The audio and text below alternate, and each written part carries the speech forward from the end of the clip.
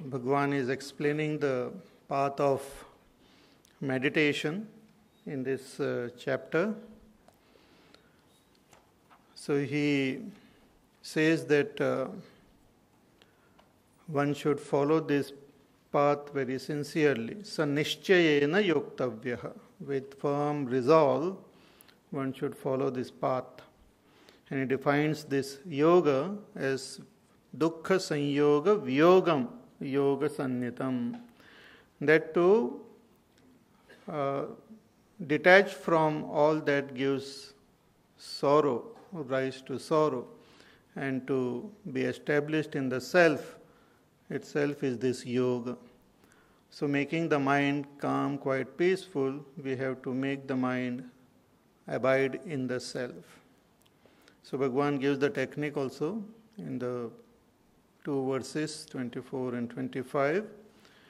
कि संकल्प प्रभवान कामान त्यक्त्वा सर्वान अशेषतः. After sitting on the seat of meditation, one should drop all desires, all cravings from the mind. The mind is the main equipment, instrument which we need to take care of. So drop all the desires from the mind and shift the attention to the self. Also with the help of this mind, control all the senses. Manasa eva indriya gramam viniyamya samantataha. From all sides, all the senses together have to be under control. And then, shanay shanay, very slowly, not abruptly, but slowly and steadily, very, very softly. The mind has to be quietened and established in that self. Shanay shanay ruparamed buddhya dhriti grihitaya. With a buddhi, with a firm resolve and with tremendous patience, with dhruti, dhairya, forbearance and patience, the mind should be withdrawn and placed in the self. Atma sanstham manak kritva. That is the dhyan. Atma sanstham manak. The mind should be established in the self.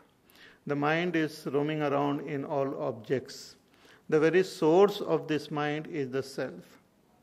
The very substratum on which the mind functions is the self. The mind has got many thoughts, but the very basis of this mind is the self. Just as we have in our book a lot of words and sentences written, but the basis, the substratum of this book is the paper on which all these are written. So our mind is like the words on the paper, but the self is like the paper. So one has to shift one's attention to the very source of this mind, to the core from where all thoughts arises. Say Bhagwan Ramana Maharshi gives a technique of meditation. He says that you find out what is this mind made up of. And when we analyze, we find that mind is made up of thoughts, but there are 2 types of thoughts. One is thoughts about the objects, and another is thought about the subject.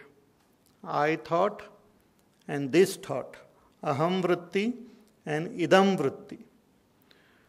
So then once we understand this very deeply, then he says you shift your attention from that idam vritti to aham vritti, I thought, and find out from where this I thought arises deep within you. And when we inquire, what is the source of this I thought? When we inquire, we will get abidance in our own self. Because from that self alone, this I thought arises. So here Bhagwan says, shanay shanay, very slowly and steadily, with the help of your intellect, shift the attention of the mind and your own self on the self itself. Atma sanstham manak kritva, placing the mind in the self, and once that is done, na kinchidapi chintayet. So for this, as I said, again I will repeat, the understanding of the self is very important. If self is not understood, then we will be meditating on something else only. Therefore, this is the final stage in Vedanta. Meditation is considered to be the final step. If one has not gone through the previous step, then meditation, in the name of meditation, we might be doing something else only. Our attention will not be on the self. Attention will be on so many different things. As I mentioned yesterday also, that in a circle there are lots of points, but only one point is special, and that is the center. It is unique. You cannot mistake it for something else. That center is a very special and a unique point.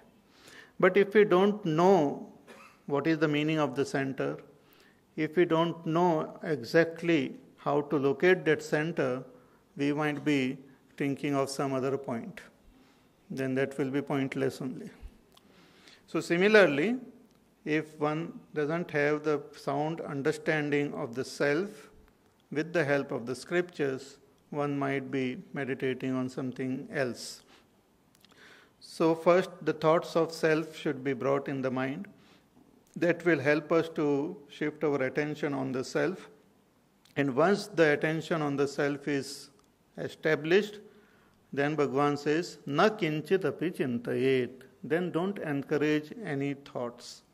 Then the job of the mind is done.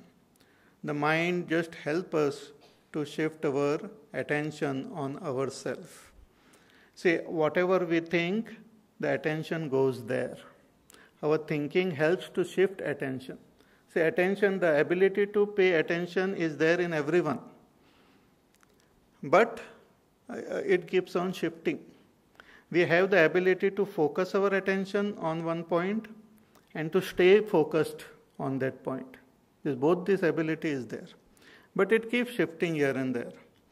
So with the help of words, we have to focus the attention on one point.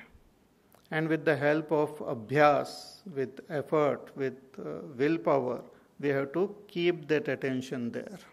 So both this ability is required.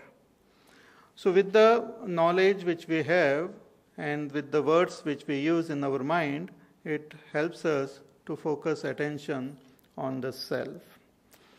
Just as suppose on our body, if I want to pay attention to any part of my body, the thought of that part should be brought in the mind. That thought itself is not attention, but that thought helps me to pay attention. And once I pay attention, then I can forget about the thought. Suppose I tell you to pay attention to your hand, the word hand should be used. And once I pay attention, then the word is not required. Then the attention can be kept without any words. Similarly, with the help of the words conveying the meaning and definition and indication of the self, we have to shift the attention towards the self. And once it gets established in the self, Bhagavan says, Na kinchidapi chintayet. Thereafter, don't initiate any thought. Then let the mind just lie as it is. Let the mind become absolutely silent and the attention is kept on the self. This is the final stage of meditation, where the attention is in a spontaneous way is established in the self. But when we practice this meditation, because of the restlessness of the mind, because of some strong impressions in the mind, again the attention can get shifted.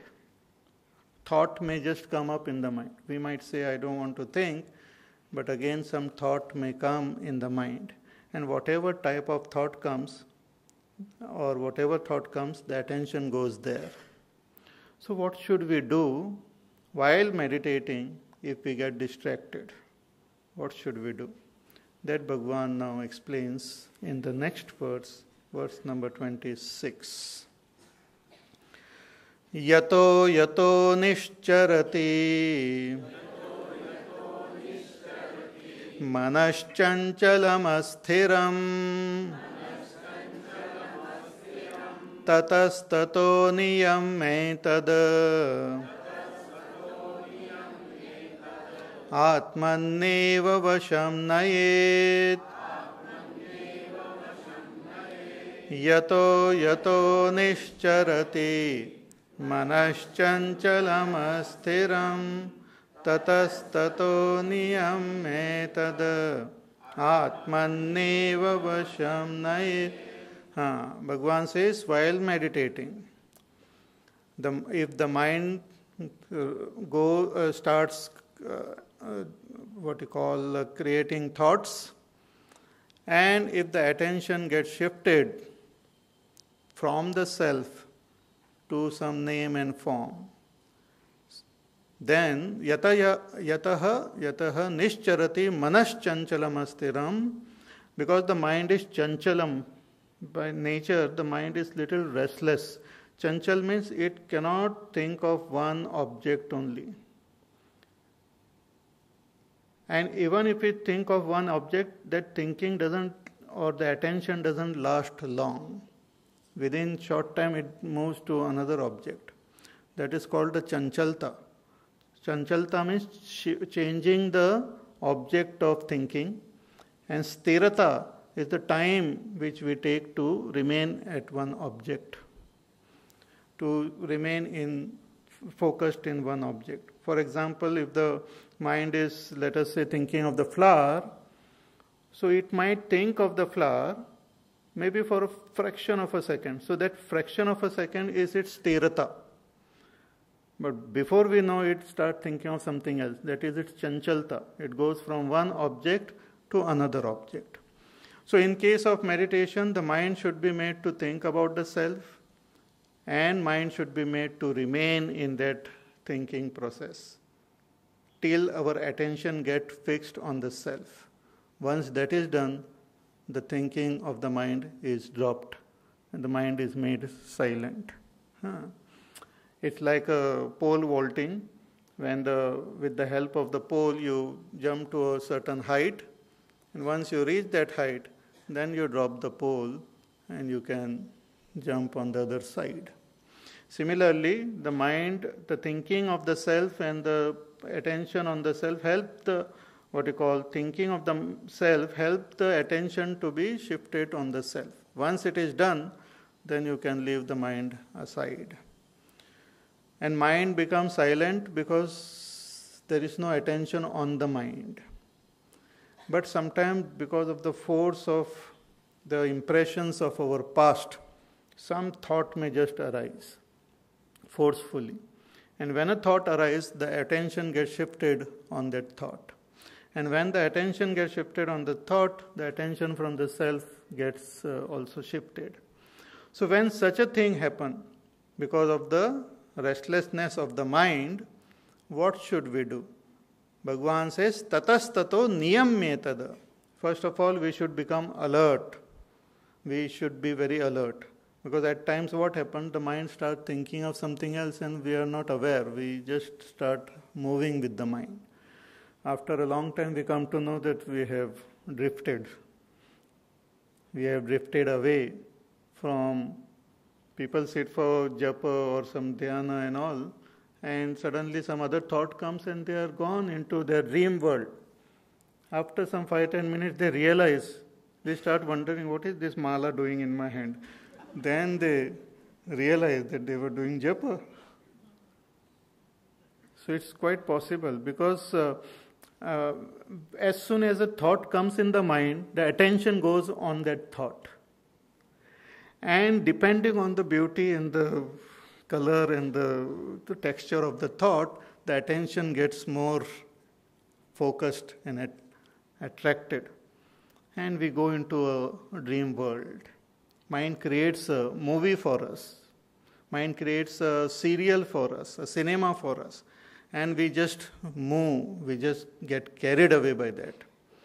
So, great alertness is required while meditating. that we should be able to know that our attention has got shifted now.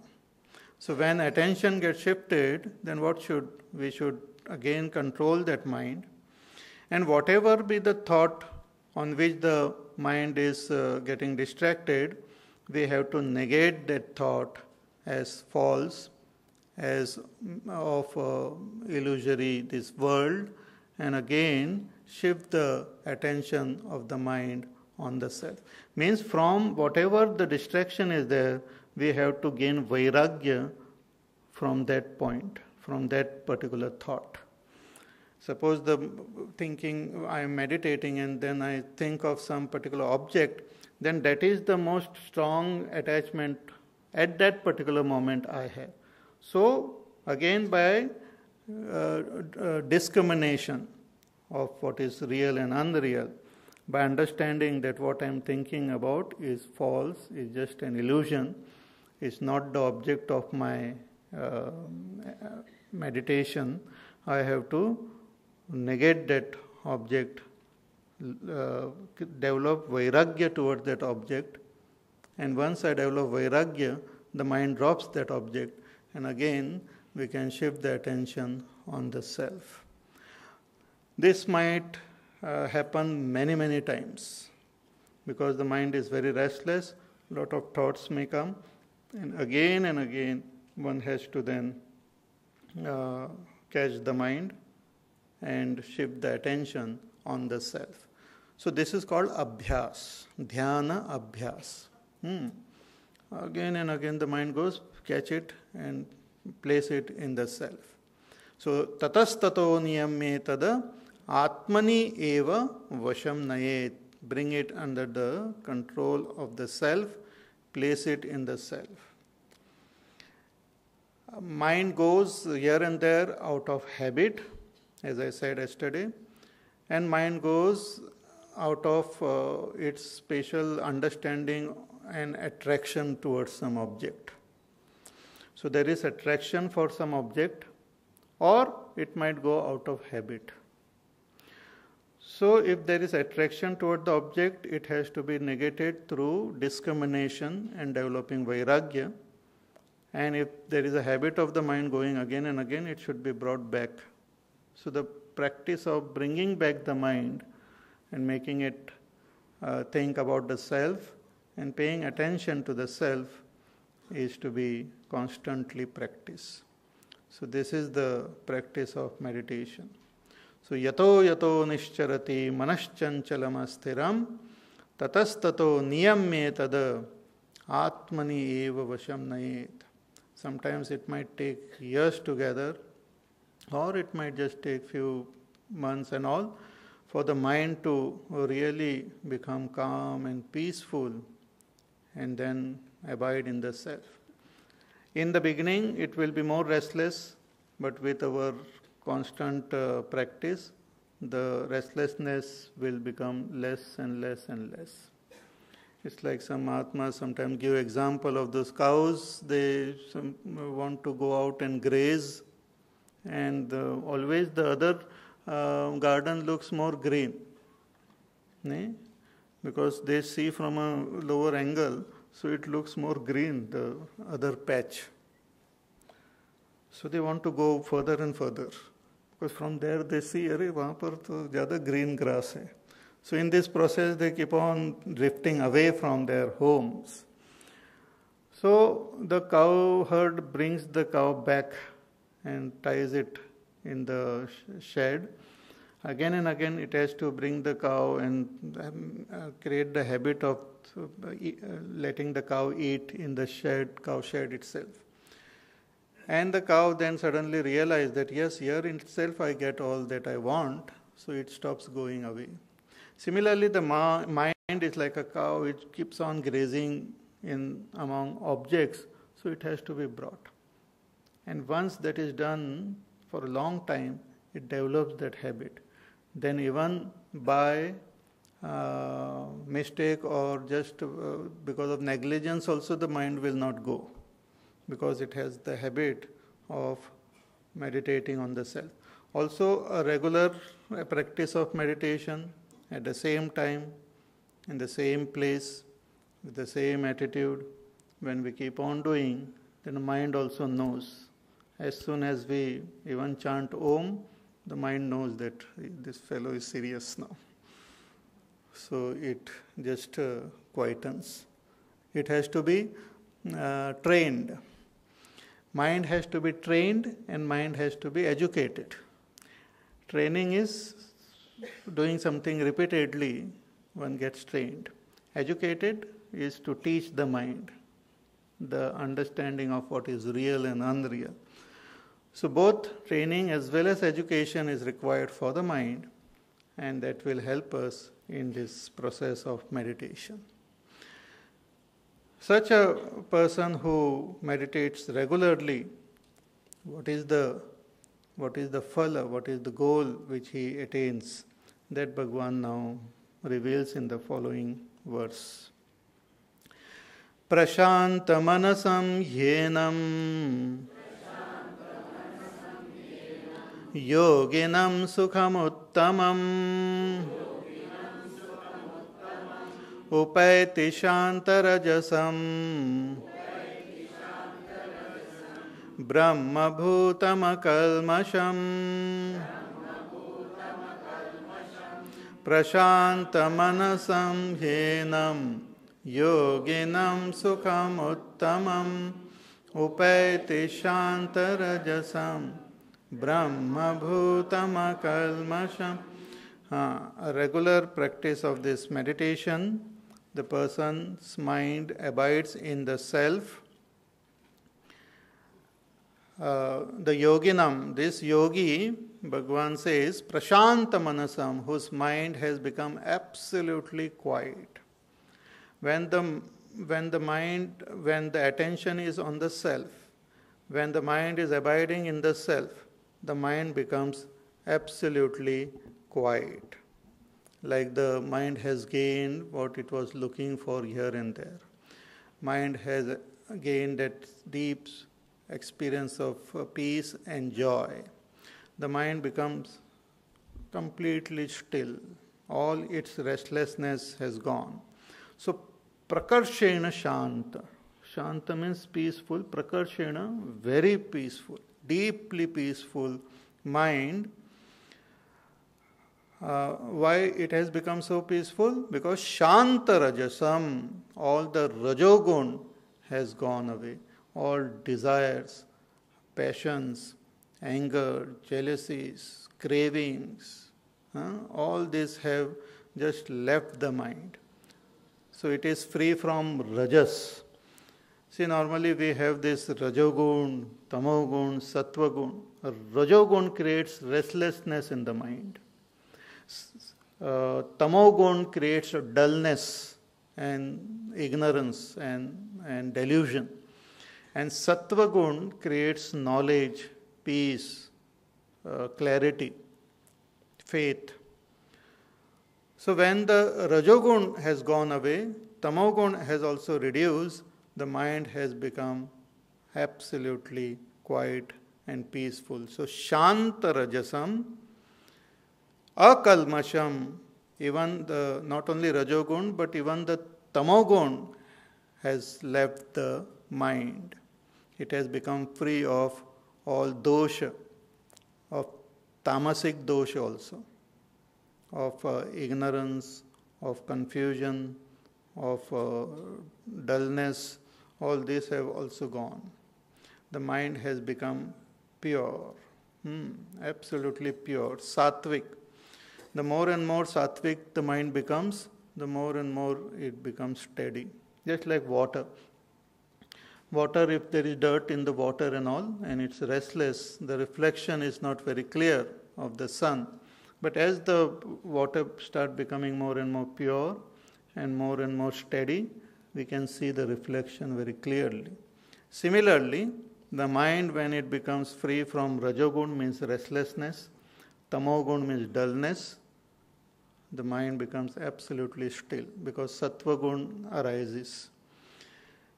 So free from rajogun, free from all other dirt, Brahma Bhut, this yogi has become Brahma Bhut, means has recognized, realized his own self as Brahma. He sees that this Atma is Brahma, and he sees that Brahma in all. He realizes the real nature of the self. The real nature of the self is Brahma. Brahma means big. Brahma means infinite. In the state of ignorance, we feel that I am confined only into this body. I feel that I am a little being inside in the body somewhere. But really this Atma is Brahma. Brahma means big, infinite, like the space.